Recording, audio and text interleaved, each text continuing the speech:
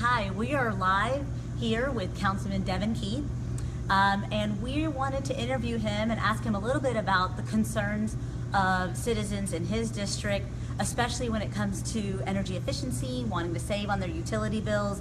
And I wanted to know from Councilman Keith a little bit about his thoughts on our Nexus Energy Center comfort project. Do you see value in it?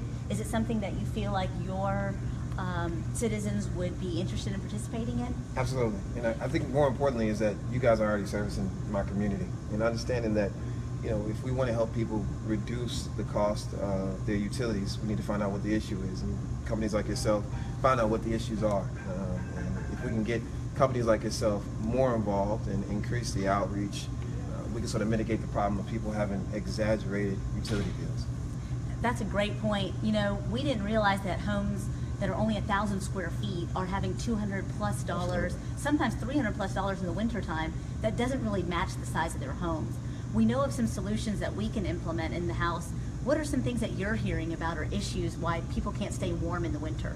Well, I mean, and that's just the age of the housing stock. And can you weatherize the home, sort of having an energy efficient home from just windows, as well as you want to increase the habits of an individual, not leaving their heat on as they leave the home. These are things that people can understand, and you guys have examples of being involved, before being involved and post being involved, and so on, the percentage difference. So that's a blessing. I think it's very important to have subsidiaries and nonprofits whose idea is really just to help people do what they need to do better. And we as City Hall and other city entities don't necessarily do it that way, and that's why we partner with a number of things, not just from energy efficient, but to other projects as well and nonprofits. It's important making that connection, because you individuals, again, look to help the individuals mitigate the problem rather than just continuing to mitigate an issue.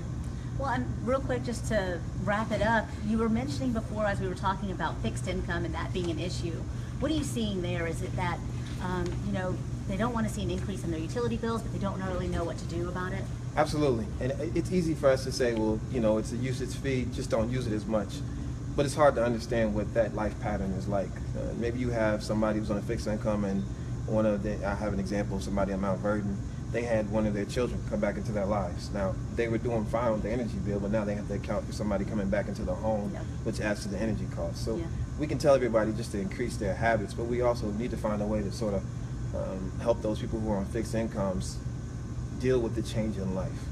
And if you have an opportunity to decrease at a high percentage, you know, plus 15 as you guys are telling me, their energy costs and also their energy habits, when life changes for them, it won't be as big a burden. Yeah, we definitely are seeing big energy savings, high percentages, especially in the winter months.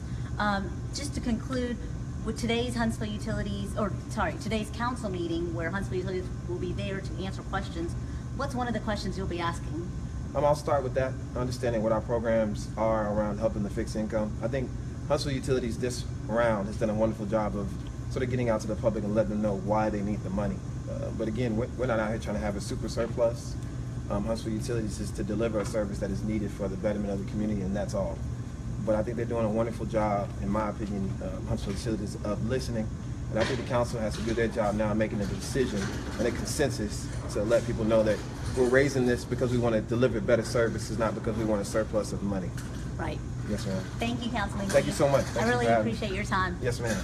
All right, well, that's Nexus Talks Tips. We look forward to coming back to you next week. And actually, we'll be coming on live tomorrow at the Green Club meeting at UAH. So stay tuned and follow us on Facebook. Thanks.